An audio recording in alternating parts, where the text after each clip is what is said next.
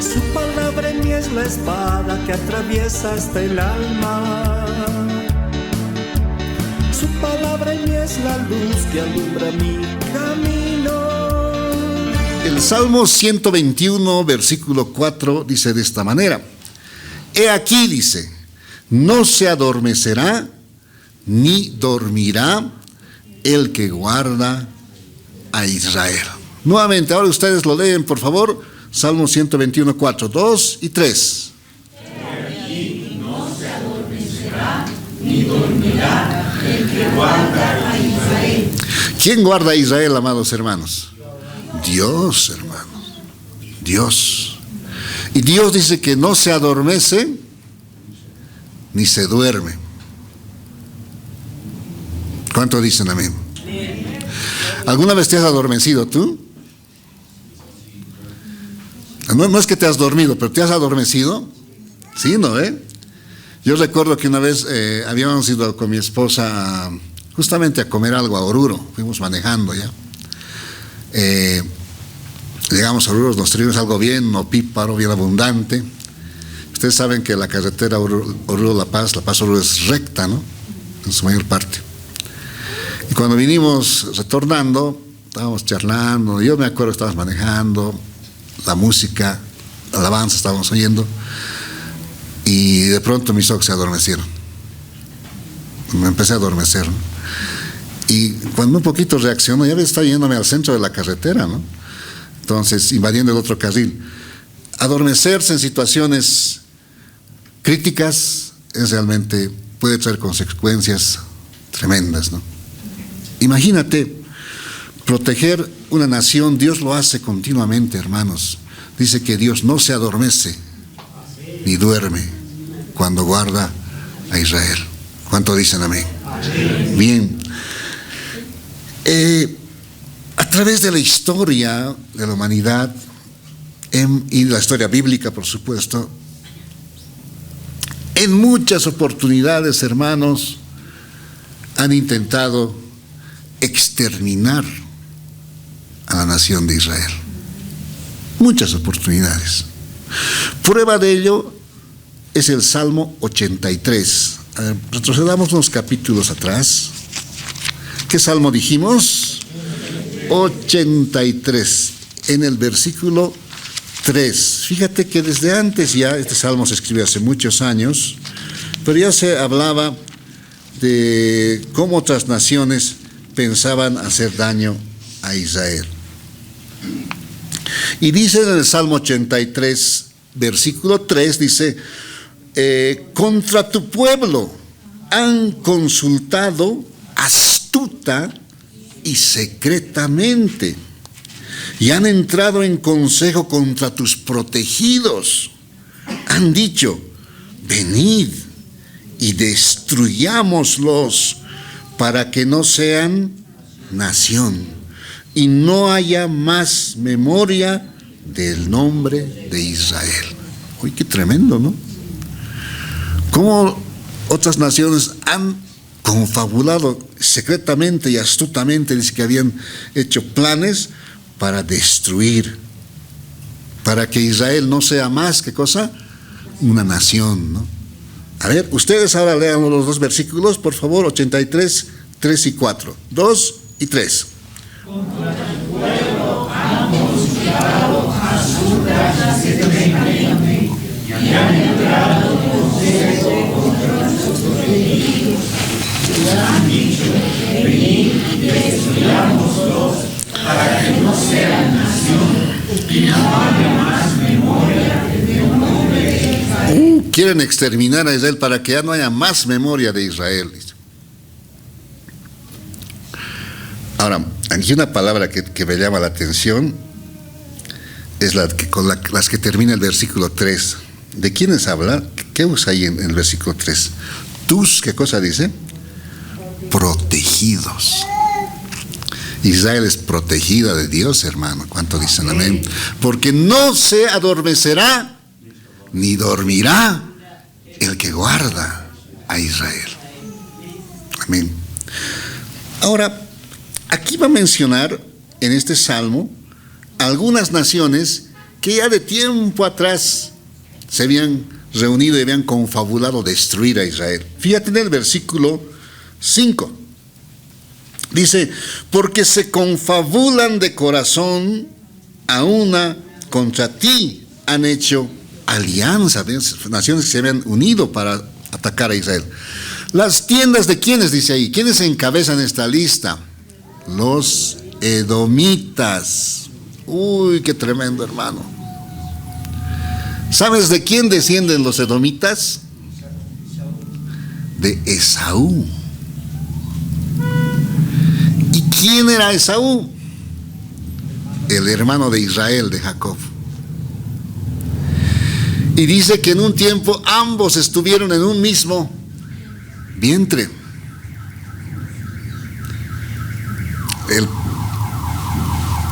Isaac era papá de estos dos niños que estaban en el vientre de bebés, o que estaban en el vientre de Rebeca. Y dice que ya Esaú y Jacob, en el vientre mismo de su madre, luchaban. ¿Dónde está eso, hermanos? Tenemos que verlo siempre en la Biblia. Génesis. Dejamos ahí una marquita en Salmos, por favor, y nos vamos al primer libro, Génesis capítulo 25. Rápidamente nos vamos al libro de Génesis capítulo 25.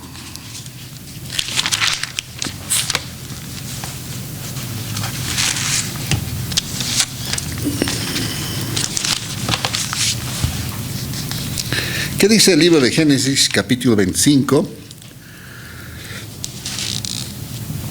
Versículo 21, dice, y yo lo leo, y oró Isaac a Jehová por su mujer, que era estéril, y lo aceptó Jehová, y concibió Rebeca, su mujer. Y los hijos luchaban dentro de ella. Seguro en su vientre había pues lucha, hermanos, ¿no? Y dijo, si es así, ¿para qué vivo yo? Y fue a consultar a Jehová, y le respondió Jehová, 2 naciones hay en tu seno, y 2 pueblos serán divididos desde tus entrañas.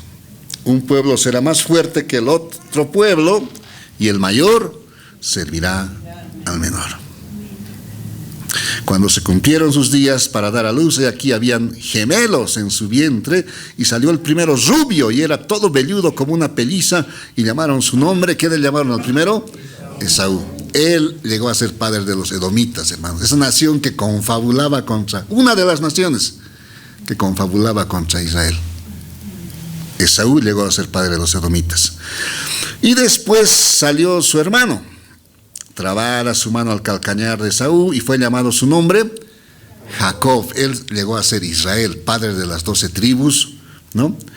Y era Isaac de edad de 60 años cuando ella los dio a luz. Entonces, ya en el vientre estuvieron en lucha. Ahora, dice algo más en el tiempo. Dios dice esto, ¿no? A Jacob amé, dice. ¿Qué dice luego el versículo? Y a Esaú, ¿qué cosa dice? Vamos a decir, porque ya desde el vientre de su madre, hermanos, Esaú procuró el mal de Jacob. De Esaú descienden los edomitas, y específicamente viene una, llamémosla así, una tribu de en aquel tiempo, ¿no? De Esaú viene una tribu que se llamaba Amalek, los amalecitas. Y Amalek igual era enemigo de Israel. Y Amalek tenía un rey que se llamaba Agag. ¿Cómo se llamaba el rey?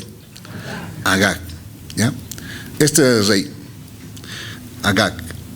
Y de Agag, en el paso del tiempo, fue uno de sus descendientes, un hombre llamado Amán. Suena el nombre, Amán. Y en el fondo, ¿de quién descendía Amán, hermanos? De Esaú. Entonces, esa lucha que había en el vientre de Rebeca a lo largo de los años después que nacieron se fue manifestando. Como en el mismo Salmo hemos leído, ¿no? Se confabularon contra tu pueblo, Edom, dice, ¿no? Y los edomitas eran pues descendientes de Esaú, justamente. Entonces, hoy vamos a ver un ejemplo solamente de cómo una persona confabuló para exterminar, quiero decir, a todo Israel. Hay muchísimos, hermanos, muchísimos hay. En pleno siglo XX, la Segunda Guerra Mundial, ustedes se acuerdan, ¿no? Cómo persiguieron a los judíos en la Segunda Guerra Mundial. Está en los libros de historia. Pero vayamos al libro de Esther, a ver. Y vamos a ver cómo este personaje Amán, que aquí aparece siglos después de Génesis 25,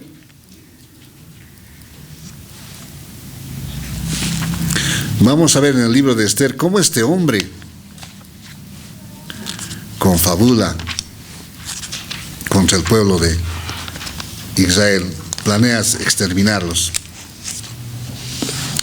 Pero no te olvides de este versículo que hemos leído. He aquí no se adormecerá, ni dormirá, ¿quién? El que guarda a Israel. Bien.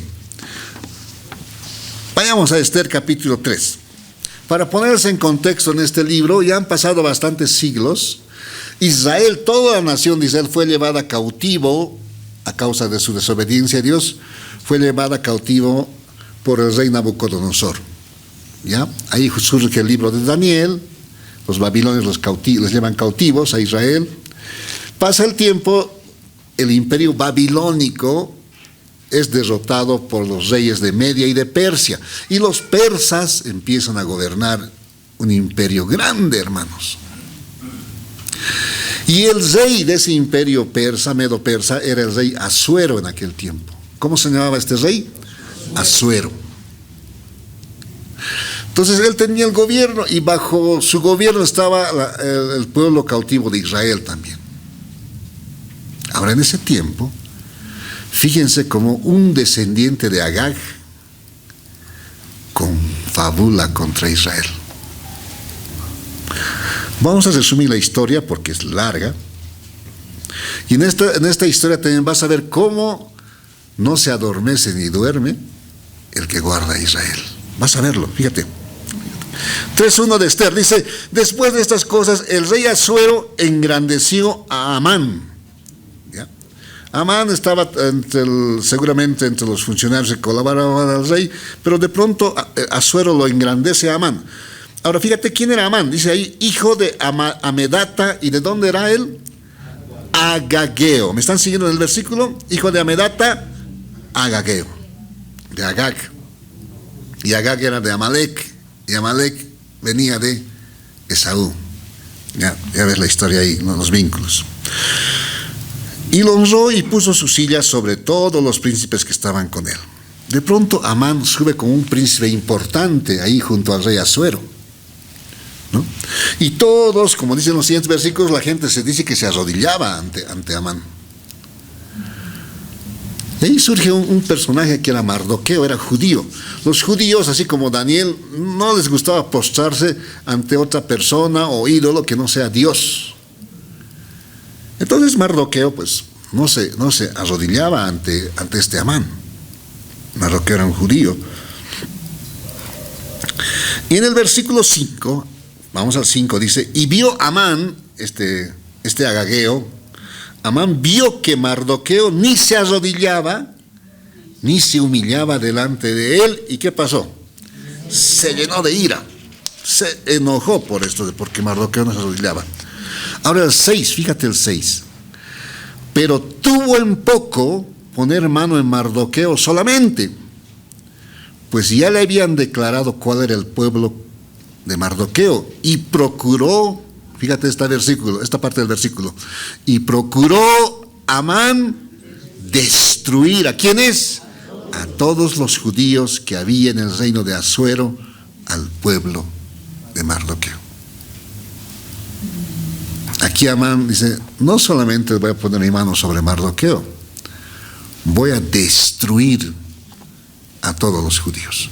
Como él estaba ya en un puesto alto, era un colaborador que hablaba con el rey, entonces inicialmente le dice, rey, te voy a dar yo mucha plata, pero quiero destruir una nación, que no te beneficie en nada, le dijo, ¿no? Y el rey le dice, no ten la plata para ti, haz con ese pueblo lo que tú quieras, le dice el rey. Y hace algo al rey, ¿no? El rey se saca el anillo, su anillo tenía un sello.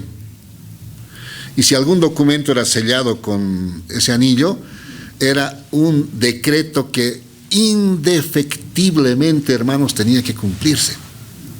Las leyes de Media, de Persia, ¿sabes por qué se caracterizaban? Porque eran leyes irrevocables, hermano. El rey no podía decir, no, me arrepiento, ese decreto está mal, no, anúlenlo. No había eso. Una ley de Media y de Persia indefectiblemente tenía que cumplirse. Bueno, el rey le da su anillo a Amán, ya le da el sello. En Amán ya tiene la herramienta para poder hacer un edicto, un decreto real para destruir a los judíos. Tiene el poder, tiene la facultad, ya tiene el sello del rey. Entonces, hace este decreto. Vamos al versículo 13. En el 13 ya el decreto sale firmado y sellado con el anillo del rey. Entonces dice el 13, ustedes me van a leer el 13 por favor, 2 y 3. Y fueron enviadas cartas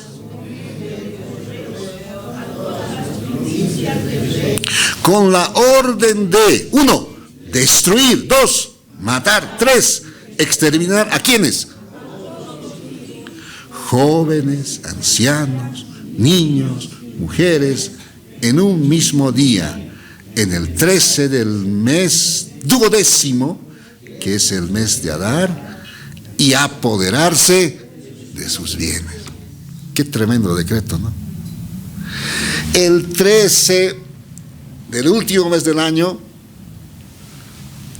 en todo el reino, la gente tenía la autorización del rey para que maten a los judíos y se apoderen de sus bienes. Ese era el decreto. Y ya estaba sellado por el rey. El anillo del rey, quiero decir. Y como era una ley de Media y de Persia, era una ley irreversible, hermanos. Es lo mismo, ¿se acuerdan ustedes? ¿Cuántos se acuerdan de la historia del rey de Daniel? Cuando le lanzaron al foso de los leones. Si tú ves esa historia, igual al rey le hicieron firmar un decreto. Los que tenían envidia de Daniel, le dijeron, rey, ¿sabes? Hemos dicho que saques un decreto que todo el que pida a Dios ajeno o a persona aparte de ti en el lapso de 30 días, sea lanzado a los leones.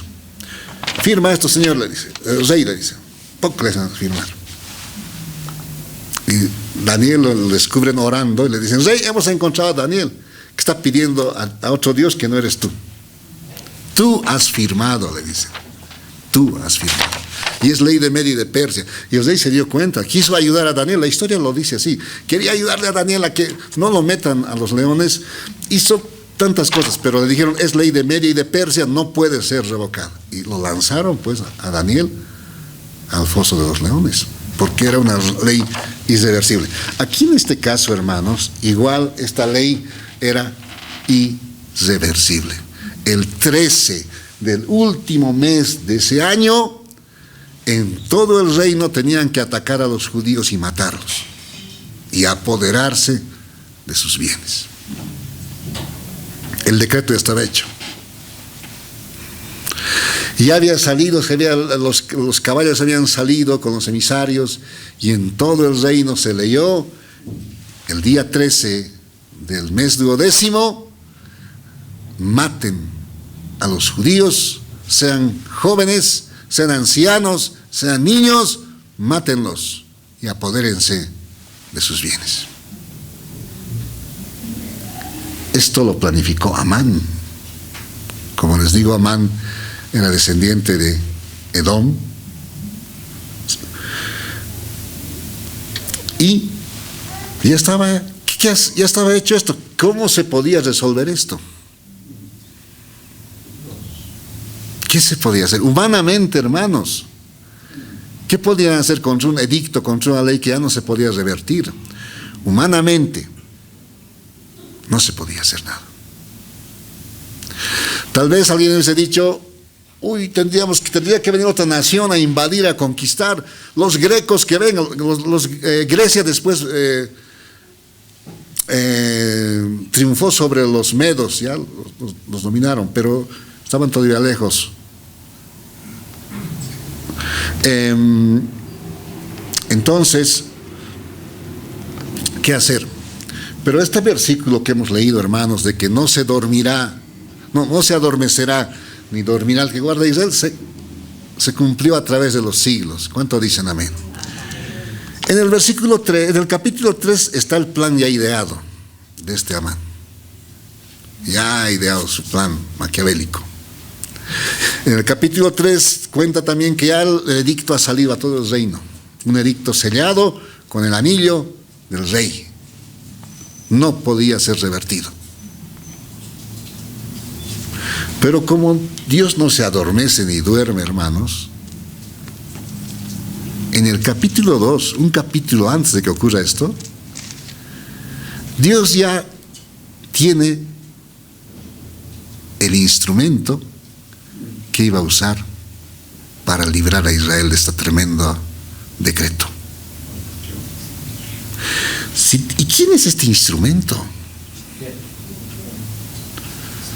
Alguien dirá, pero ¿cómo librar a Israel? Tendría que ser un ejército grande, alguien numeroso que venga y derrote a los persas. Tendría que ser un hombre elocuente que vaya y hable donde el rey le diga, oh rey, ¿cómo quieres dañar a una nación indefensa? Alguien podría pensar así, pero ¿sabes que Dios usó una muchacha? Una joven que era de un aspecto hermoso, dice, ¿no? Bello semblante, pero que ahí estaba entremezclada entre la gente de ese reino enorme. Ya en el capítulo 2, vayamos al capítulo 2 de Esther, ya Dios estaba preparando el instrumento para librar a su pueblo, porque nuevamente Dios no se ha adormecido, hermano, ya está viendo qué cosas están ocurriendo, ya también tiene la respuesta ante esta situación.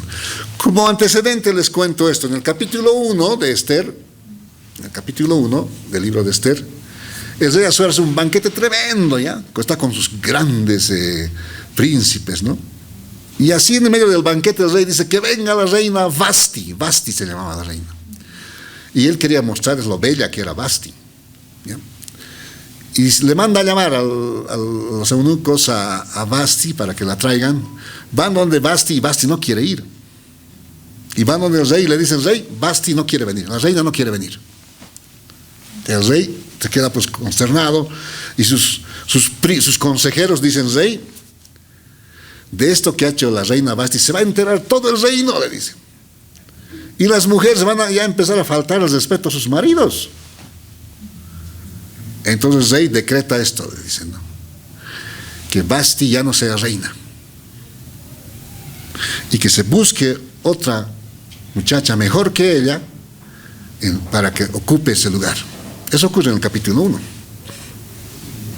Entonces el rey dice de acuerdo, y Vasti, como no le hizo caso al rey, la deponen de su cargo, ya no es reina.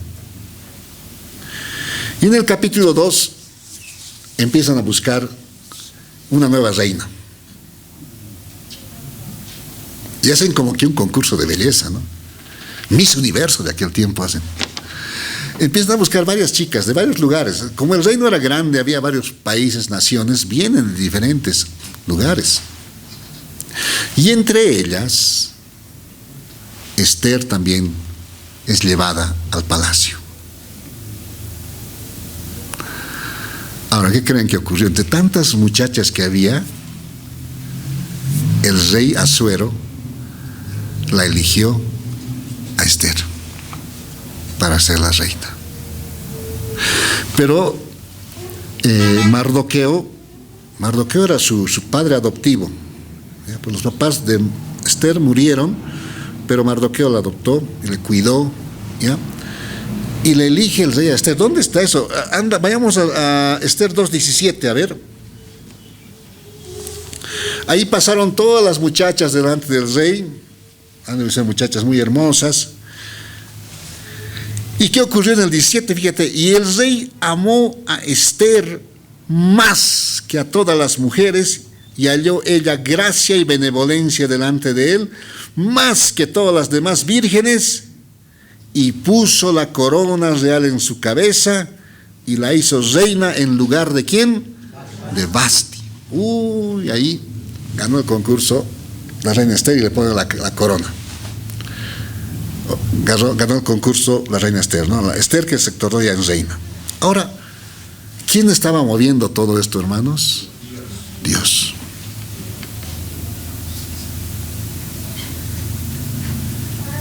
Dios estaba moviendo esto. Y ahora, fíjate esto, Mardoqueo le da una instrucción a Esther. Dice en el versículo 20, ¿cuál era la instrucción que Mardoqueo le había dado a Esther? Ustedes me ayudan con la lectura, 2:20, por favor. Versículo 20, 2:3. Y Esther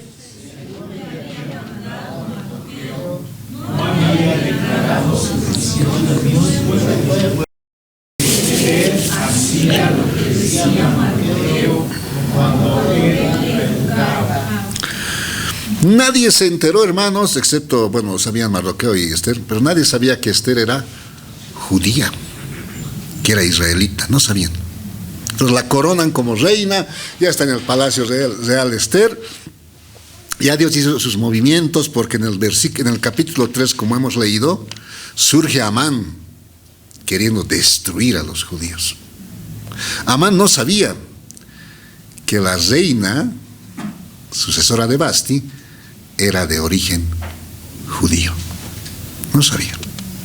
Y elabora ese tremendo plan y hace decreto, sale el edicto a todas las partes del reino, y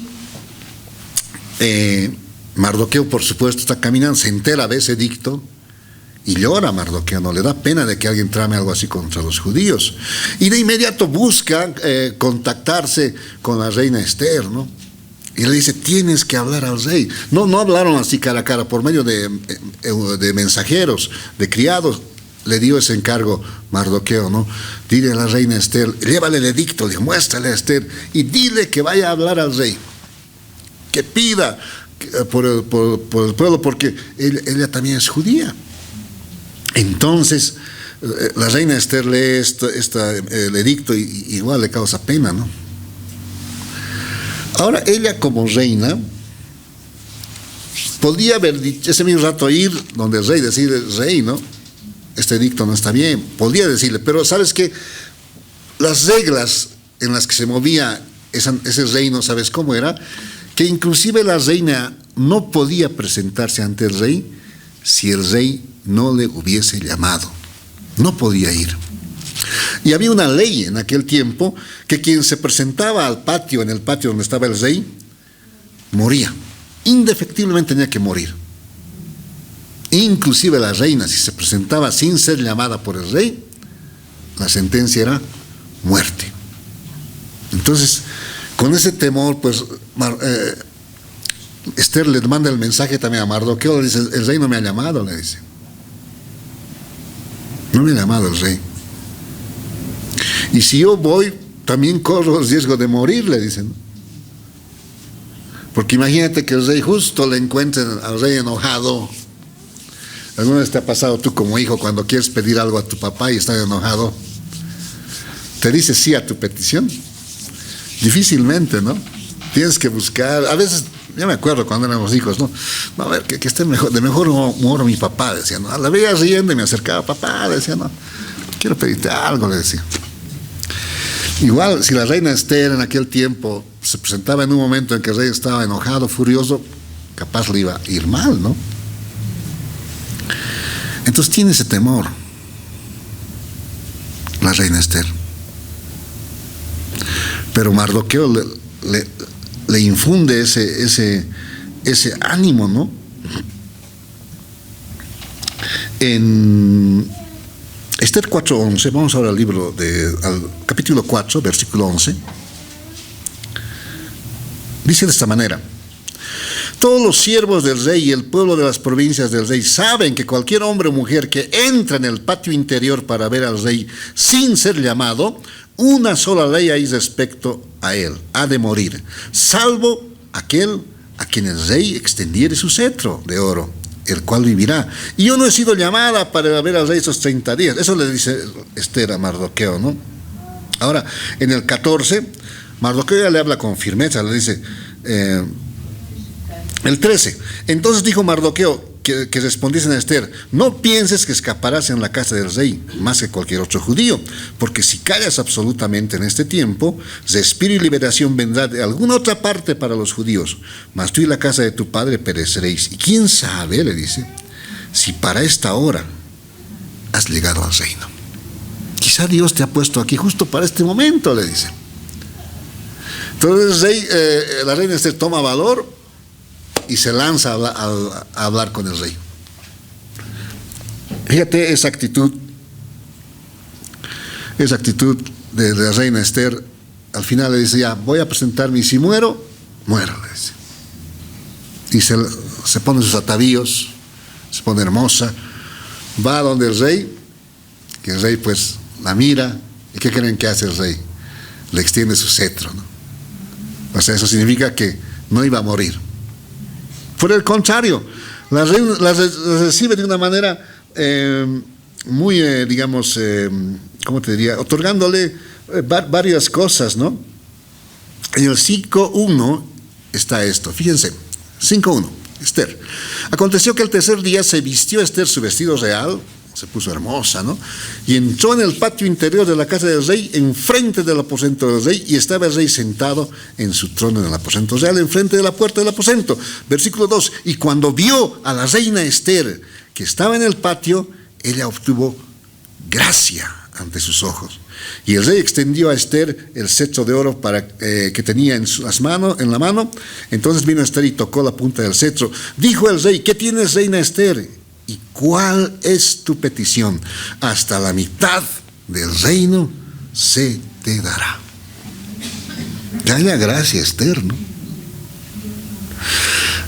Entonces ahí ya Dios está empezando a librar a su pueblo, hermanos. Pero ¿te fijas cómo Dios mueve las cosas? Una muchacha desconocida llega al palacio del rey y ahora se presenta ante el rey para pedir por su pueblo. Bueno, en ese instante, la reina Esther no le hace la petición al rey, sino les invita a un banquete. ¿Sabes a quién le invita? Al rey Asuero, y le dice también que venga Amán, le dice, ¿no? ¿Y Amán quién era, hermanos? ¿Era amigo o enemigo de los judíos? Enemigo de los judíos. Entonces, les invita a ese banquete. Vamos al capítulo 7. Y hace 2 banquetes. El primer día va el rey con Amán, le dice: sí, dime tu petición, mañana te voy a decir, rey, mañana estoy haciendo otro banquete. Y va Amán y el rey. Fíjense cómo Amán se entera pues que la reina era judía. El 7:1 dice: fue pues el rey con Amán, ¿ven? 7:1, al banquete de la reina Esther. Y en el segundo día, mientras bebían vino, dijo el rey a Esther: ¿cuál es tu petición? Le dice: reina Esther, y te será concedida. ¿Cuál es tu demanda? Aunque sea la mitad del reino, te será otorgada, le dice. Entonces la reina Esther respondió y dijo: oh rey, si he hallado gracia en tus ojos, y si al rey place, aquí le lanza la petición: séame dada mi vida por mi petición y mi pueblo por mi demanda. Porque hemos sido vendidos yo y mi pueblo para hacer ¿qué cosa dice, hermanos? Destruidos, para ser muertos y exterminados. Si para siervos y siervas fuéramos vendidos, me callaría. Pero nuestra muerte sería para el rey un daño irreparable. Respondió el rey Asuero y dijo a la reina Esther: ¿quién es y dónde está el que se ha ensoberbecido su corazón para hacer esto? Dice, ¿no? Se molestó el rey. ¿Quién está queriendo matar a tu pueblo, reina? Le dice, ¿no? ¿Quién está queriendo matarles? Y aquí fíjate que Esther, así valientemente le confronta y le dice, pues, ¿quién es? Esther dijo: el enemigo y adversario es este malvado Amán. Así le confronta. Entonces se turbó Amán delante del rey y de la reina. Recién Amán se dio cuenta que Esther era judía y que el decreto que él había sacado para destruir a los judíos también era contra la vida de la reina Esther. Se da cuenta de eso. Se da cuenta que esta es mala situación, porque el rey, fíjate qué actitud toma en el 7. Luego el rey se levantó del banquete. ¿Cómo estaba? ¿Feliz o cómo estaba? Encendido en ira el rey. Se enojó terriblemente. Y se fue al huerto del palacio y se quedó. ¿Quiénes se quedan ahí? Se quedó Amán para suplicarle a la reina Esther por su vida, porque vio que estaba resuelto para él el mal de parte del rey. Entonces el rey ya estaba resuelto. Y ahora cometió un error más grave todavía Amán. ¿Saben cuál era el error? Que colmó la gota de agua que colmó el vaso. Es que Amán, al suplicarle, cae en el lecho en que estaba la reina Esther. Entonces, cuando el rey Asuero vuelve así enojado, lo mira a Amán sobre la cama de Esther. ¿Y qué crees que piensa el rey? El 8 dice: después el rey volvió del huerto del palacio al aposento del banquete, y Amán había caído sobre el lecho en que estaba Esther. Si el rey estaba enojado hasta ahorita, con esto realmente su enojo llegó al límite, ¿no? Entonces dijo el rey: ¿querrás también violar a la reina en mi propia casa? Le dice. Al proferir el rey esta palabra, le cubrieron el rostro a Amán. Y dijo Arbón, uno de los eunucos que servían al rey: he aquí en casa de Amán la horca de 50 codos de altura que hizo Amán para Mardoqueo, el cual había hablado bien por el rey. Entonces el rey dijo: colgadlo en ella. Así colgaron a Amán en la horca que él había hecho preparar. ¿Para quién había preparado esa horca Amán? Ya estaba antojándose colgarlo a Mardoqueo ahí, ¿no? Porque no se arrodillaba ante él. Y de esa manera se apaciguó la ira del rey. Fíjense entonces, él que había planeado la destrucción de los judíos, todo eso más bien se vino contra él. Y él murió. Murió. Pero el que guarda a Israel, hermano, ya tenía ese instrumento preparado. Esa muchacha ya lo tenía preparado, porque no se adormece ni duerme el que guarda a Israel. ¿Cuánto dicen amén? Sin embargo, el decreto estaba firmado. Ese decreto no de matar, destruir a los judíos el 13 del último mes del año estaba ya publicado y tenía que cumplirse. ¿Qué hacer? Ahí es donde Esther ya le pide hacer algo al rey. Ya lo presenta a Mardoqueo como su papá, y el rey el anillo que le había dado a Amán ahora le da a Mardoqueo y le dice: ustedes hagan un decreto, ¿no?, para ayudar, para librar a la nación. No podían anular el anterior decreto. Entonces el nuevo decreto, ¿sabes qué decía? Que los judíos el 13 del último mes se organicen y se defiendan contra todo aquel que los ataque, y les daba esa posibilidad de defenderse y acabar con sus enemigos. Ese fue el otro decreto. Y tal como ocurrió, hermano, llegó el 13 de ese año, los enemigos de Israel en los diferentes lugares querían matarlos, pero el otro decreto también entró en efecto y se defendieron. Y dice que fue más bien un día de victoria para los judíos, en el cual los enemigos, muchos de los enemigos fueron exterminados. Así Dios protegió a Israel, hermanos. Esta fiesta, esta victoria que Dios les dio al pueblo de Israel, le pusieron un nombre a los judíos. Se llama Purim. Hasta el día de hoy, hermanos, los judíos celebran la fiesta de Purim, porque recuerdan cómo Dios los había librado. Cuando todo parecía perdido, hermanos, todo parecía perdido, Dios los libra milagrosamente por manos de una muchacha que habla al rey a favor de su pueblo. En Esther 9:28, en el capítulo 9, versículo 28, ahí los judíos dicen que siempre iban a recordar este tiempo, cómo Dios los había librado. Dice en el 28 que estos días, dice, serían recordados y celebrados por todas las generaciones, familias, provincias y ciudades, que estos días de ¿qué dice? De Purim, no dejarían de ser guardados por los judíos y que sus descendientes jamás dejarían de recordarlos. Tuvo un final feliz esta historia, porque he aquí no se adormecerá ni dormirá el que guarda a Israel. ¿Cuánto dicen amén? A lo largo de los años Israel fue atacado, invadido, hasta nuestros días, hermano, pero esta promesa está firme ahí. Ahora ya, para ir cerrando esta parte, ¿Dios solamente protegerá a Israel, solo a Israel? No, también cuida a la iglesia, ¿no? Recuerda que Dios le dijo a Abraham, mira la arena, ¿no? No la puedes contar, ahí estaba Israel, pero mira también las estrellas, no las puedes contar, ahí estaba la iglesia, el pueblo del Señor. También nos cuida a nosotros, hermanos. ¿Cuánto dicen amén? Vayamos para eso a Juan. A ver, vamos a Juan rápidamente. Sé que el tiempo se nos acorta. Juan 17. A su nombre.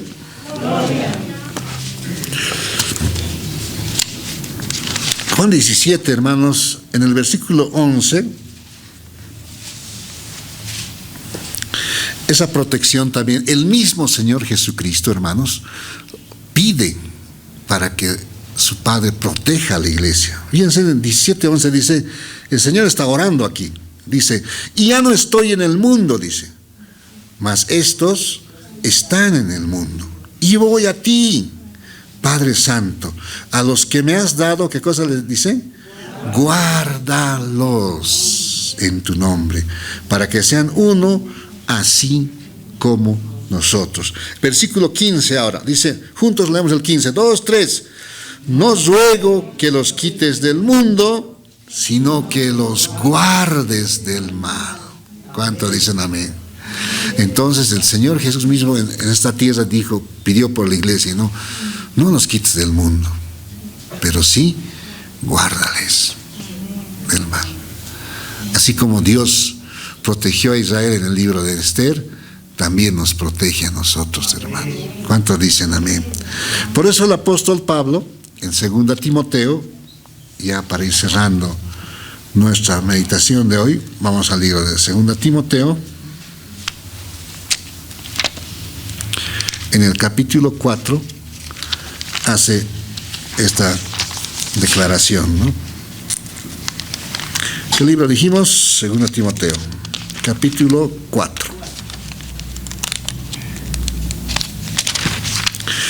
En el versículo 18 dice de esta manera.